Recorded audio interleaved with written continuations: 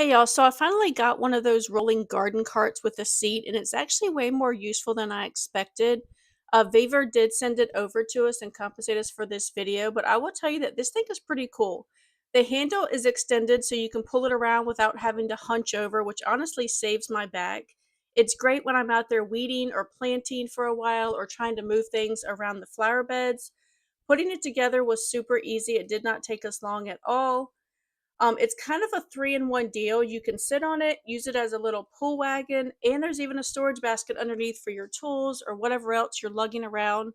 So the lid doubles as a seat and a handle, and it's padded with a thick cushion that's so comfy. It's also wider than most that I've had in the past, so it doesn't feel like I'm trying to balance on a stool while still digging in the dirt.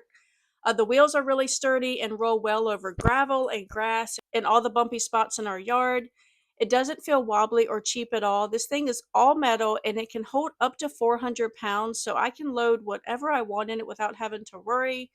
So, if you're like me and always working in the yard or garden and you're tired of bending over or going back and forth for your tools, this little cart can be a complete game changer.